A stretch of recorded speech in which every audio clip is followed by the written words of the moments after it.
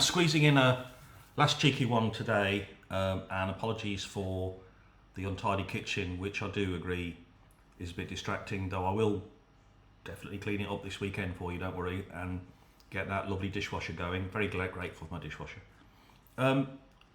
I'm squeezing one in because it occurs to me that I have read a book, and it is not my book and it's not from a TBR book, pile book, but it's a book I've just taught one of my English language students, ESOL, teaching English as a second language. And so this guy is in year 7, and he chose this book, which I have to say was unknown to me. I don't recall ever having seen the film of it, and it's Charlotte's Web by E.B. White. Now, I guess some of my American background readers will be surprised at this, because I think E.B. White is a as famous kind of thing as Nesbitt, Bly, Edith Bly. I've got that name wrong, haven't I?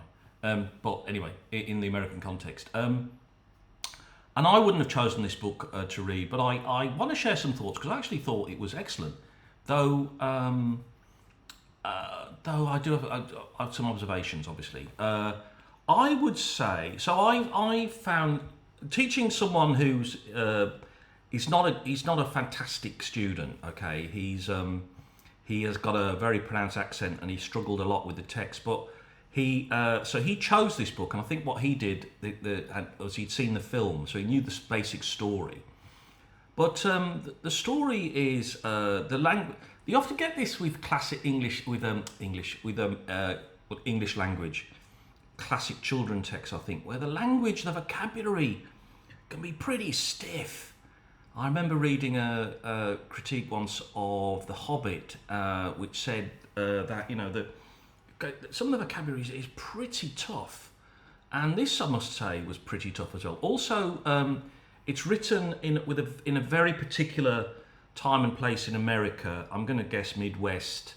No state is mentioned that I know, and I think it's early 50s, and we're on a farm, and there's very much a kind of rural culture, and the county fair plays a very big part in it, which I think they still have, and I know from other reading is a big part of Midwestern culture, maybe general American culture, I don't know. Hang on. What I want to really kind of say about this was I found it a very moving book, and I think like a lot of children's books, it's written for two audiences, isn't it? There's the children who love the adventure and just the talking animals, and the kind of the wider the parents listening at the back kind of thing, because it's quite a sad book in many ways, and it kind of goes from it's mostly comic, and mostly it's about Wilbur and Templeton's absurdities. Though Templeton is a very interesting character, a very good villain, I think, and I think it's quite striking that we don't really know what happens to him. He just gets enormously fat because Wilbur honours his agreement, which is how Charlotte's eggs were saved, right? The egg sack was saved. But Templeton's quite an interesting guy, villain. I do like a good villain, right? Don't we all? And he was pretty funky, I thought. And but he has a point, But they never express gratitude. He's a bit of a dog's body, and they use and exploit him, really. And he's right to object to that, really, isn't he? I mean, he does lots of really useful stuff. I love the geese. I loved Wilbur. I loved he's a child, isn't he? He's very appealing from that point of view. I think the zigzags in terms of tone got a little bit much to me at the end, because I don't know whether the guy just kind of wanted to finish, but I think it's a great ending. It's perfect. I mean, but then the kids just disappear. Fern and Avery just disappear, and they stop coming to the barn. Okay, obviously the implication is they grew up and they moved on. They didn't need to do it anymore. But then why spend so much time with the whole chapter where Mrs. Avery is listening to Fern and gets very concerned about Fern listening, talking to the animals? I thought that was a brilliant scene, by the way. I thought that was really good because without kind of being over the top and making huge pronouncements about it, showing not telling and all that, he's the point he's making with the little chat with the psychiatrist is that maybe animals do talk and we just don't listen and we don't pay attention. Though quite how the spider babies know how to talk, I don't mean, okay, inherited maybe. Okay, but it's a fantasy, isn't it? So I'm being silly. But no, so I thought the ending was a bit weird. I thought the death was very sad, and I think he ratchets it up quite a lot as well. He makes the point that Charlotte, who does all these incredible selfless things for Wilbur for no reason really, other than she quite likes him. It's very much a non-transactional relationship, and he makes the point that everyone leaves from the county fair and no one sees her die. I'm going like, okay, all right. And then we have the kind of very. Wilbur doesn't die. I assume you've read the book, or okay, maybe I'm big many spoilers here. I'm sorry if you. I assume many people who'll be reading this review have already read it, kind of thing. Or what might be thinking, is it suitable for my kids? I think it is suitable if you are prepared to work with them on the vocabulary.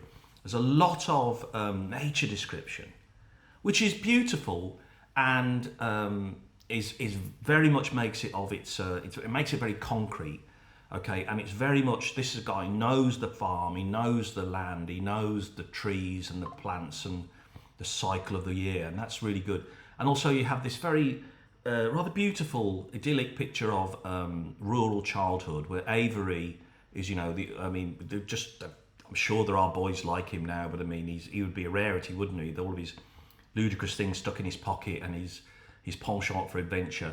Fern is a great character, but I'm not sure the guy really knows what to do with her, really, because she has this rather absurd. She's 8, and she has this rather absurd crush on Henry Fussy and the Ferris wheel and everything. And I'd like to see maybe that storyline.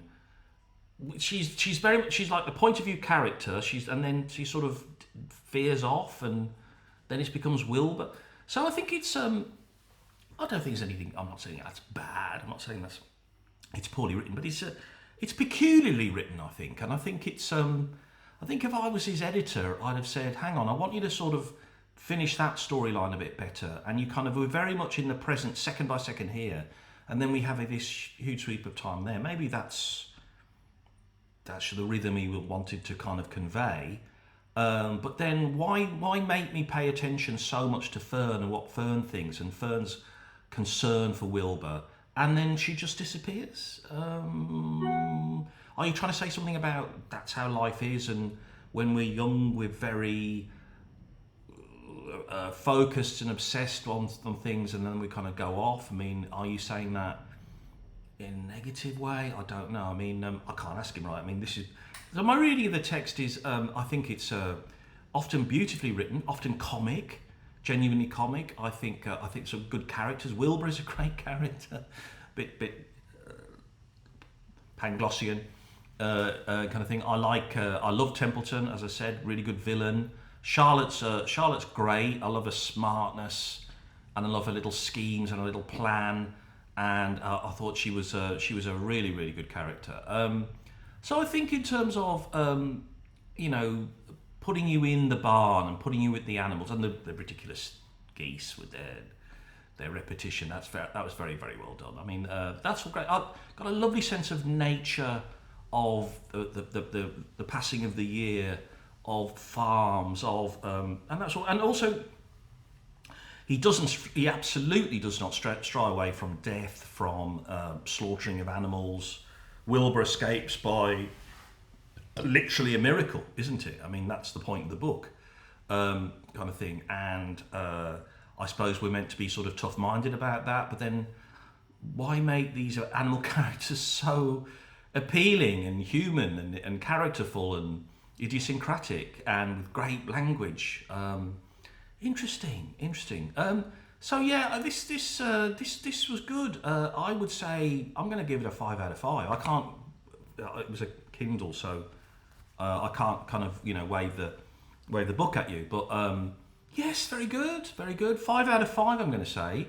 And I absolutely think this is a book one would reread, and I think it would be a great book to read to small children, and maybe an interesting book to go back to them after they're a bit older, kind of thing. So very good, very good. I mean, I've seen the movie of Stuart Little, and now I'm thinking perhaps I should try the book. I mean, I'm sure I think it'd be interesting to see what else this guy got up to, really.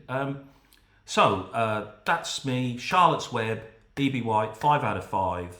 Really enjoyed it. Really good book. And I would say like and subscribe if you want to. Hope you're enjoying these videos. And that TBR pile, guys, I'm getting through it. Let's do it together. Okay, all right. Cheers then. Bye-bye. Have a good weekend.